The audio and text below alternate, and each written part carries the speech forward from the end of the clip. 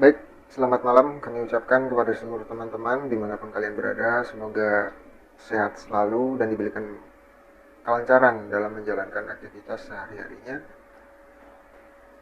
Pada kesempatan kali ini, saya akan mencoba untuk mengulas kembali beberapa materi yang sudah saya dapatkan dari beberapa pertemuan, khususnya uh, pada mata kuliah Manajemen Teknologi Sistem Informasi, yang mana pada kesempatan kali ini kita akan belajar bersama-sama dan uh, memahami tentang konsep manajemen informasi. Baik, sebelum kita lanjutkan, izinkan saya memperkenalkan diri. Nama saya Cahyo Kurniawan Sandi. NIM saya 230101010095. Saya mahasiswa kelas SI 102, program studi PJJ Sistem Informasi Universitas Siber Asia. Baik, langsung kita masuk ke dalam pembahasannya.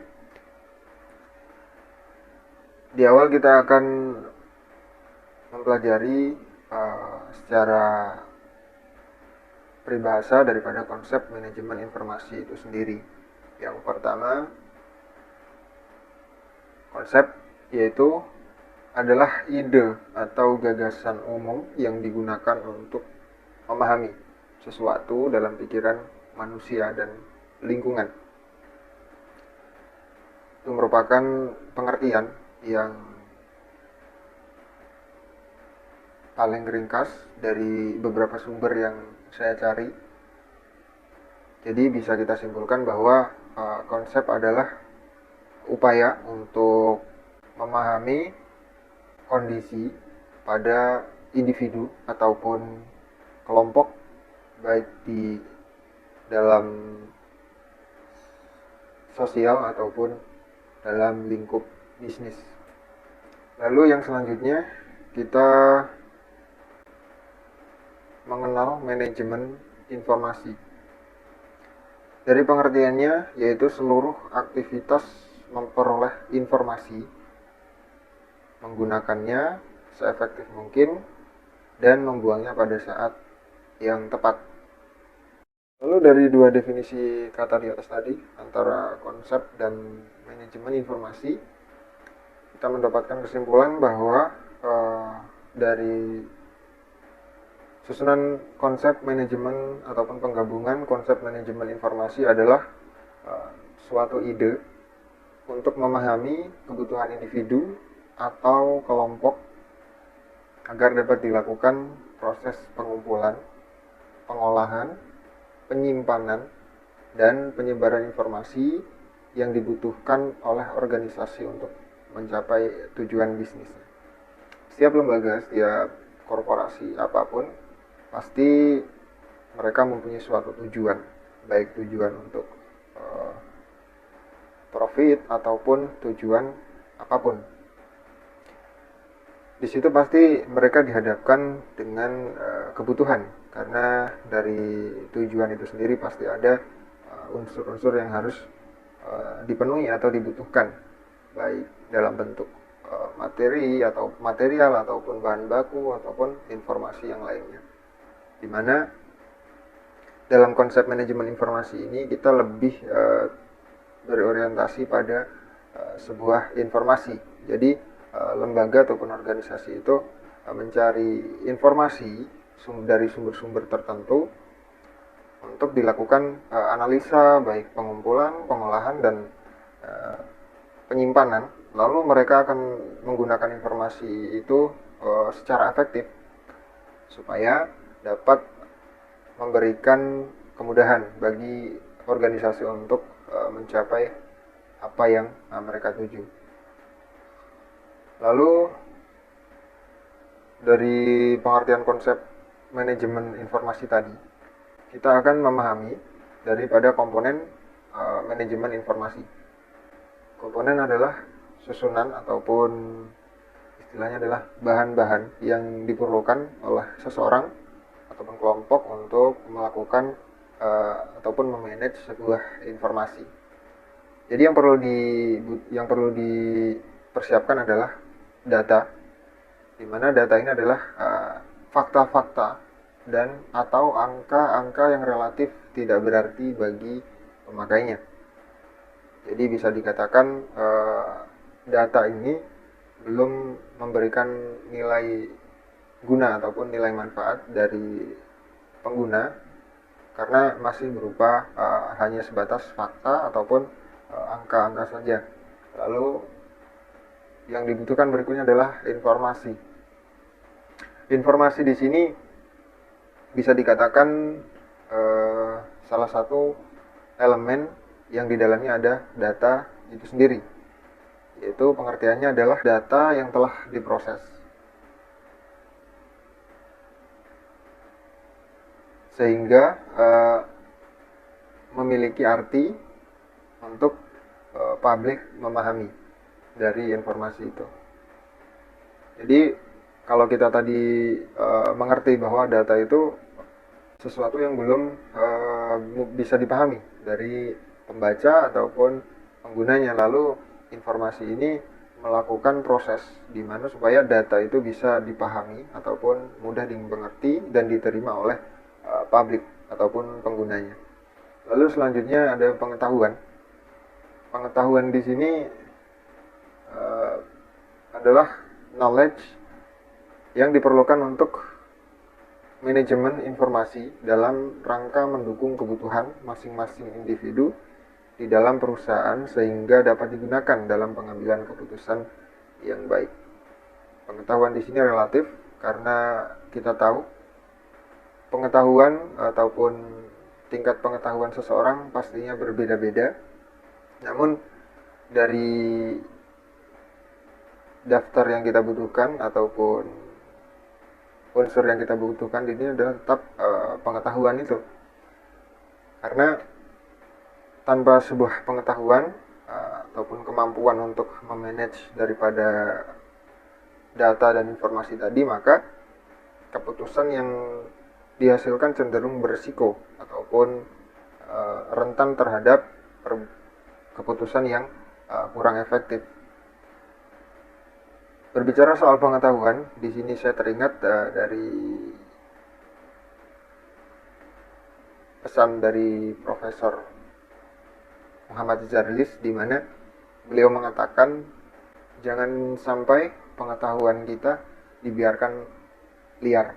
Jadi itu pesan yang saya tangkap, di mana pengetahuan itu dari seseorang tentunya ataupun dari seorang manajer pastinya dalam sebuah perusahaan, mereka harus mempunyai pengetahuan yang luas, yang baik tentunya, sehingga bisa menyaring antara ataupun memisahkan antara yang baik dan yang buruk, sehingga ketika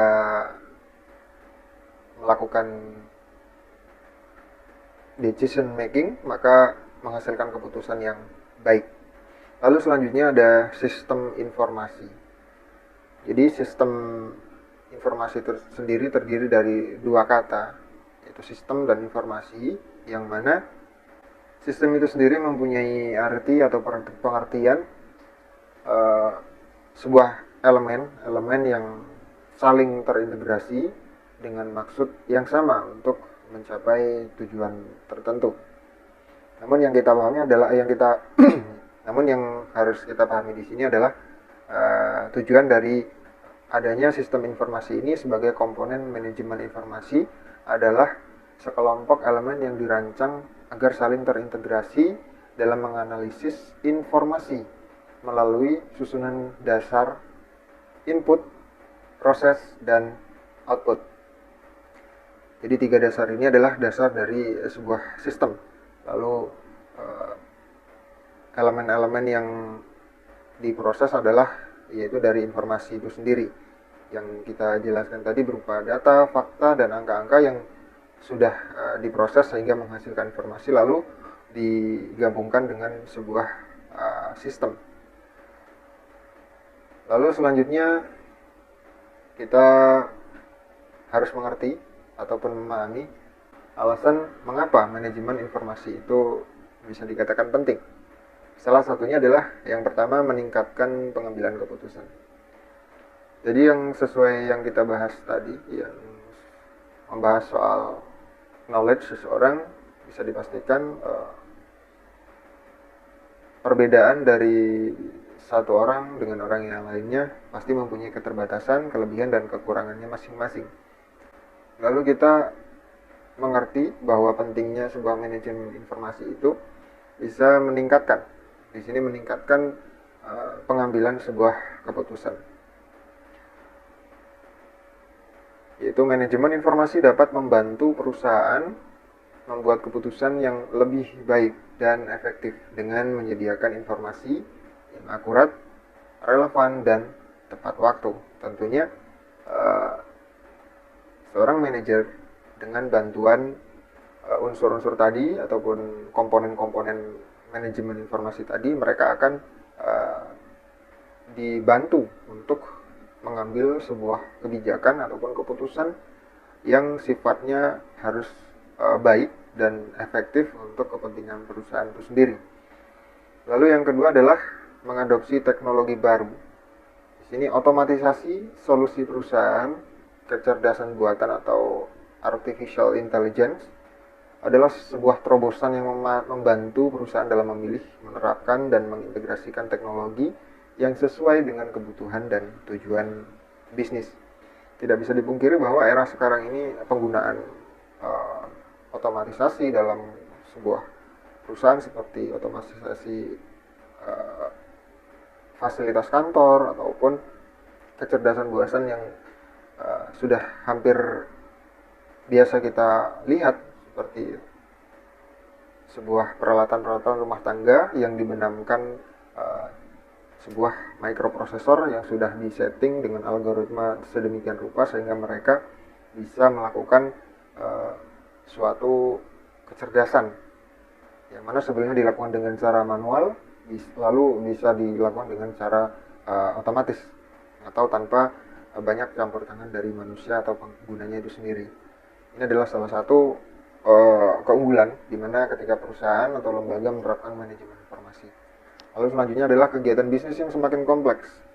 Di sini rumitnya menganalisis pasar, pesaing, dan mungkin kebijakan dalam suatu wilayah membuat perusahaan harus membuat inovasi dan pengembangan dengan mencari informasi yang berkualitas untuk meningkatkan value, baik value produk ataupun value pada layanan mereka.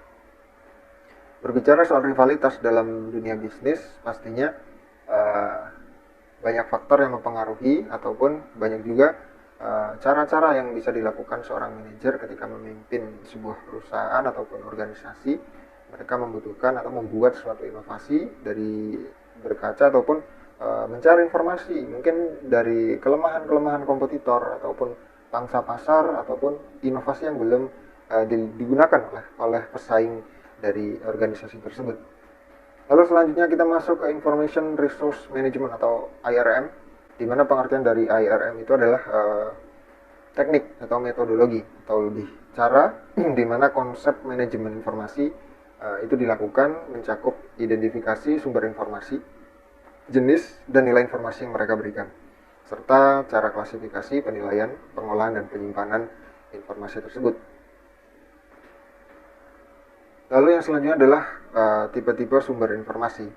Jadi IRM ini mereka sebagai cara ataupun metodologi untuk mencari informasi pada sumber-sumber yang objektif, seperti pada informasi umum, informasi dari spesialis, para pemakai, fasilitas-fasilitas, database, software, dan hardware. Jadi dengan metodologi yang ada seperti IRM ini ya bisa memaksimalkan semua fasilitas-fasilitas yang ada seperti yang sudah kita gunakan, seperti search engine dari beberapa media, dari beberapa developer pengembang, yang mana bisa kita manfaatkan untuk mencari sebuah informasi. Lalu informasi bisa dikatakan sebagai sumber yang strategis atau sumber daya yang strategis. Tidak bisa dipungkiri bahwa informasi ketika kita gunakan dengan baik itu merupakan sebuah opportunity yang sangat berpengaruh untuk kemajuan suatu organisasi.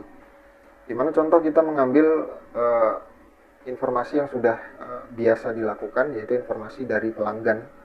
Karena dengan cara ini termasuk bisa dibilang cara yang paling mudah untuk dilakukan dari interaksi. Jadi di sini dengan memfokuskan pada pelanggan dan membantu sistem informasi yang bisa meningkatkan arus informasi antara perusahaan dan elemen lingkungannya. Seperti contoh membangun arus informasi tentang kebutuhan produk, penggunaan produk, dan kepuasan produk.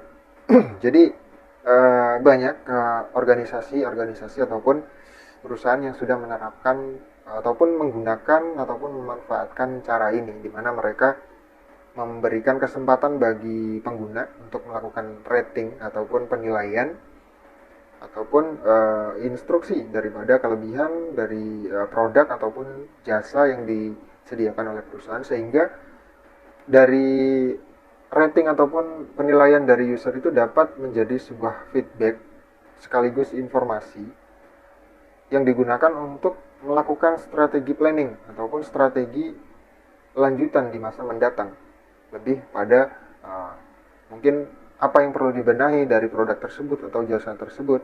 Jadi kita bisa lakukan dengan cara menggali informasi daripada user. Ini adalah cara yang cukup mudah untuk diimplementasikan. Namun ini juga harus melalui sebuah inovasi ataupun ide yang sifatnya transparan dan pastinya tidak mengganggu privasi ataupun data dari user itu sendiri. Lalu selanjutnya kita membahas keuntungan dari manajemen informasi. Jadi apa sebenarnya keuntungan dari perusahaan yang menerapkan ataupun menggunakan manajemen informasi ini? Yang pertama adalah kemampuan untuk menyesuaikan diri dengan perubahan. Di era yang serba cepat ini, kita kadang pastinya dihadapkan dengan perubahan-perubahan yang tanpa kita sadari itu berlalu sangat cepat. Seperti perubahan transformasi digital, seperti pengembangan perangkat lunak, ataupun fasilitas-fasilitas digital yang begitu banyak bermacam-macam.